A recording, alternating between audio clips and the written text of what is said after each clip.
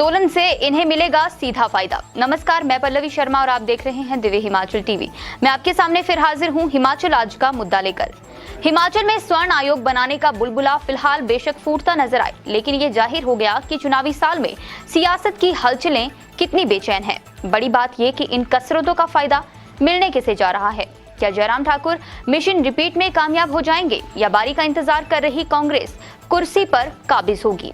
साथ ही हिमाचल में चुनाव लड़ने का इरादा खुलकर जाहिर कर चुकी आम आदमी पार्टी को इस उपजाऊ राजनीतिक जमीन पर क्या हासिल होने वाला है, इस पर भी खूब चर्चा शुरू हो चुकी है। जी, इस झड़प का फायदा किसे है?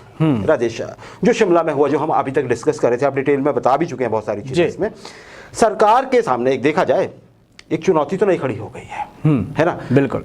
आज अब बहुत सारी हवा निकली है इस आंदोलन की, लेकिन ये तो एक चीज क्लियर हो गई अभी तक। अगर मान लीजिए नहीं होता, एक राजनीतिक रंग इसको देने के प्रयास नहीं होते तो फिर ये बहुत मुश्किल स्थिति बन गई थी। इतना आसान नहीं था जितना कर्मचारियों को जो ओपीएस मांग रहे थे उनको जितनी आसानी से काबू कर लिया। बिल्कुल, क्या कहेंगे आप? बिल्कुल सही है। देखिए, इस आंदोलन को अगर हम आज देखते हैं तो ये एक अलार्मिंग सिचुएशन है उस प्रदेश में जो अपनी शांति प्रियता के लिए जाना जाता है। अलार्मिंग सिचुएशन इस तरह की कि इस आंदोलन को आप देखिए, इसमें युवा भी थे, इसमें महिलाएं भी थी, इसमें बुजुर्ग भी शामिल थे। समाज का हर तबका इसमें शामिल था, एक तरह से नजर आया। बड़ी बात यह है कि अब इसकी दिशा पे जिस तरह के सवाल उठे हैं उसको अब इतर कर देते हैं, लेकिन चुनौती अब सरकार के सामने, चुनौती अब तमाम राजनीतिक दलों के सामने इस संगठन के उभरने से एक पैदा हो गई है। जी राजेश, क्या देखते हैं आप इसको? देखिए, कुछ थोड़ी सी पोलराइजेशन तो पक्का हुई है ना जी। आज चाहे जो मर्जी हुआ हो, लेकिन इस आंदोलन ने पोलराइजेशन की है जी। ये सहमत होंगे हर, या कोई असहमति होगी, खैर असहमति की भी पूरी,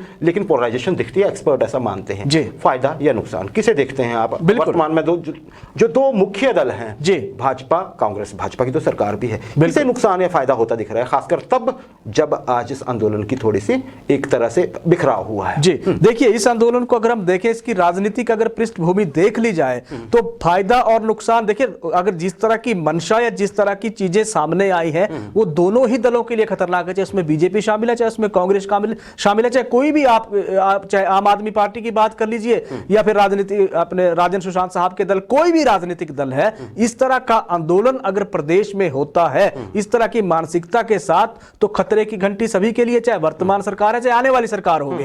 भाजपा के लिए थोड़ा सा खतरा अगर हम बात कर लेंगे अग्निहोत्री जी, 2017 और 2022 की परिस्थितियों को अगर हम देख लें तो परिस्थितियां बीजेपी के लिए, परिस्थितियां कांग्रेस के लिए या परिस्थितियां अन्यों के लिए, प्रदेश में ऐसा लग रहा है कि इस बार बहुत कुछ बदलने वाली स्थितियां या बदलने वाले हालात सामने आने वाले हैं। क्योंकि अगर राजनीतिक दल भी देखें तो 2017 के मुकाबले 3 दलों की सीधी एंट्री प्रदेश में हो गई है। जी राजेश, एक और बड़ा एक सोचने की बात है जी, बहुत विचार करने की बात है। हिमाचल के बारे में यह कहा जाता है कि हम इतना शांत हैं कि यहां से कोई सामाजिक आंदोलन पैदा ही नहीं होता।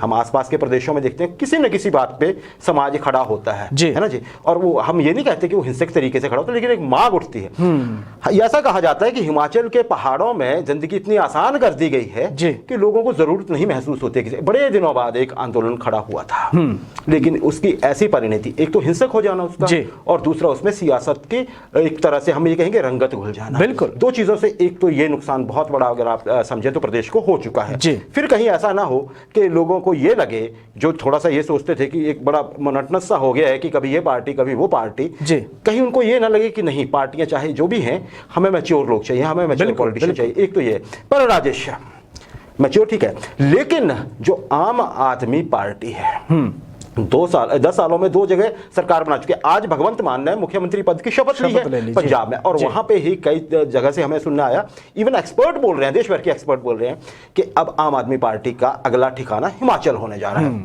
सबको पता है, वहां पे घोषणा हो गई है सारी। राजेश, जिस तरह से ये आंदोलन से एक पृष्ठभूमि तैयार हुई है, जहां हम कहें जमीन तैयार हो गई है राजनीतिक, तो ये आम आदमी पार्टी भी आ जाएगी, 3 जगह से इकट्ठा हो गई है, ये एक तिकड़ी सी तो बन ही गई है। क्या कहेंगे आप? एक और संभावना भी है उसकी, हम अगले में बिल्कुल बिल्कुल बिल्कुल सही है। देखिए हिमाचल की अगर हम बात कर लेते हैं तो भाजपा कांग्रेस के बाद आम आदमी पार्टी की भी अब सीधे तौर पे एंट्री प्रदेश में है। अब आम आदमी पार्टी क्योंकि एक विकल्प प्रदेश के लोगों के सामने खड़ा हो गया है, अगर भाजपा नहीं कांग्रेस नहीं तो आम आदमी पार्टी होगी। प्रदेश की अगर बात कर लीजिए आप एक दो दल और आगे, अग्निहोत्री जी हिमाचल रीजनल अलायंस है जिसमें डॉक्टर राजेंद्र प्रसाद जुड़े हुए हैं। देवभूमि पार्टी आज सवर्ण समाज ने इन्होंने ऐलान कर दिया कि देवभूमि हमारी पार्टी होगी, 68 की 68 विधानसभा क्षेत्रों में हम लड़ेंगे। बड़ी बात यह है कि अगर 2017 की परिस्थितियों को देखते हैं तो 44 सीटें बीजेपी ने जीती थी, 48% कुल वोट बैंक जितना भी वोट था उसका 48% शेयर बीजेपी ले गई थी। कांग्रेस के हिस्से में 21 सीटें आई थी और अगर वोट शेयर को देखें तो 41.7 करीब 42% का वोट शेयर कांग्रेस को मिला जी।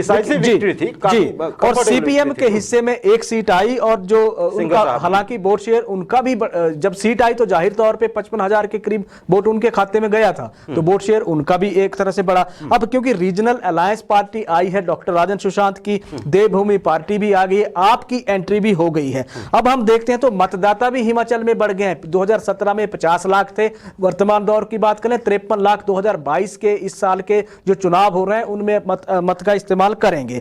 34,000 से ज्यादा लोगों ने नोटा दबाया था अग्निहोत्री जी 2017 में। अगर इसको कैलकुलेट हम करते हैं तो 5 एमएलए की जीत के बराबर जो उनका अंतर था जीत में और या हार में उसके बराबर 34,000 ये मत है। अगर 5 एमएलए वो काउंट कर लीजिए। अब विकल्प आम आदमी पार्टी के सामने खुले हैं, विकल्प हिमाचल रीजनल अलायंस के सामने खुले हैं। सुशांत साहब के बारे में भी कुछ बता रहे थे अभी हम। बिल्कुल उन्हीं का दल ये डॉक्टर राजेंद्र सुशांत का ये दल है आज। हाँ, उनके भी राजेश ये कहा जा रहा है कि शायद कहीं उनको भी घर वापसी हो जाए क्योंकि एक समय पे वो हिमाचल में करता था। बिल्कुल बिल्कुल मैं इसी पे आ रहा था। आम आदमी पार्टी के हिमाचल के फाउंडर मेंबर, आम आदमी पार्टी के फाउंडर मेंबर अगर दिल्ली में जिस तरह जब उनकी फाउंडेशन रखी गई थी उसमें डॉक्टर राजेंद्र सुशांत भी थे और उनकी भूमिका को नकार नहीं सकते हैं क्योंकि हिमाचल में जुड़े हुए थे पार्टी के साथ। पिछले दिनों अब परिस्थितियां क्या पैदा हुई क्योंकि उनको क्या नजरिया लगा वहां से पार्टी से हट गए थे। लेकिन अब अगर आम आदमी पार्टी सीधे तौर पे उनको अपने साथ मिला लेती है तो परिस्थितियां वो जाना चाहते हैं तो फिर वो परिस्थितियां प्रदेश में बदल सकती हैं। तो 2022 का जो ये चुनाव है ये बहुत रोचक चुनाव होने जा रहा है। जी रोचक चुनाव होने जा रहा है। राजेंद्र सुशांत साहब की बात कर रहे थे, तेवर ठीक है इनके भी। यही पिछला जो सबसे बड़ा पिछला आंदोलन हुआ था हिमाचल में, कोई आंदोलन उठा था उसके करता धरता भी डॉक्टर राजेंद्र सुशांत ही थे। आपको पता होगा है ना जी, वो शाहनहर को लेके और सारा कुछ, तो वहां से ही चर्चा में आए थे। तेवर सख्त तेवर के राजनेता माने जाते हैं। बिल्कुल। और कर्मचारी इनके साथ आजकल गोलबंद भी हो रखे हैं काफी सही है, उसका प्रयास भी पूरा करें। बिल्कुल। तो अगर ऐसा जुड़ता है, लोग मान रहे हैं कि अगर आम आदमी पार्टी के साथ कहीं जुड़ जाते हैं तो आम आदमी पार्टी का थोड़ा और एक तरह से एक स्ट्रॉन्ग फुट होल्ड हो जाएगा। बिल्कुल बिल्कुल। लेकिन राजेश जो आशंका अब दिख रही है जी, ये जो आज के आंदोलन की परिणति हुई है राजेश, ये एक तरह से देखिए आम आदमी पार्टी की अगर हम बात करें, हम इनका इतिहास देखें तो ये जनभावना के जो जनभावनाएं होती है ना उसमें आम आदमी को लेके आम आदमी के इमोशंस के साथ आगे बढ़ती हैं। ऐसा ही ये आंदोलन भी था हिमाचल में जो सवर्ण आयोग के लिए था। जनता इन्वॉल्व थी राजेश, चाहे बेशक पूरा समाज नहीं होगा लेकिन समाज के कुछ वर्ग तो इकट्ठे थे झंडे के नीचे। बिल्कुल।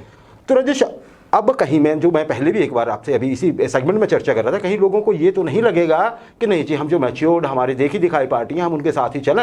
ऐसा ना हो कहीं कि नहीं जी देखिए अब आम आदमी पार्टी भी आंदोलन की बात कर रही है, बदलाव की बात कर रही है, तो उसका हाशिर तो हमने आज 16 मार्च को शिमला में देख लिया। क्या कहेंगे आप इसमें? बिल्कुल सही रहेगा ना। बिल्कुल बिल्कुल। देखिए थोड़ा सा जो नई पार्टी होती है उसको उस पर भरोसे की बात लोगों की, तो उस पर सवाल तो खड़े होते हैं। आम आदमी जो पार्टी है इनके पक्ष में एक चीज तो है कि 2 राज्यों में इनका प्रभाव देखिए। दिल्ली की बात है, लगातार तीसरी बार इन्होंने सरकार बना ली है, या पंजाब में पहली बार जिस तरह का उन्होंने एक तरह से झाड़ू चला के 92 सीटें वहां जीत ली हैं, ये बहुत बड़ी एक बात है अग्निहोत्री जी। और भरोसा क्योंकि लोगों को हिमाचल में तीसरा विकल्प सीधे तौर पे मिल गया है और प्रदेश की राजनीति में सिर्फ 10% मत हैं जो डिसाइड करते हैं किसकी सरकार बनेगी। यानी कि हिमाचल में बहुत ज्यादा बिल्कुल जो 10% जो वोट स्विंग है वही डिसाइडर यहाँ सबसे बड़ा एक फैक्टर है, चाहे 2017 की बात कर लीजिए चाहे उससे पहले की बाथ कर लीजिए। राजेश बिल्कुल, तो बहुत रोचक हो गया है आज के घटनाक्रम के बाद खासकर जी, है ना जी, कि देखिए अब हिमाचल के लोग ये भी देखना चाहेंगे कि जोश के साथ साथ हमें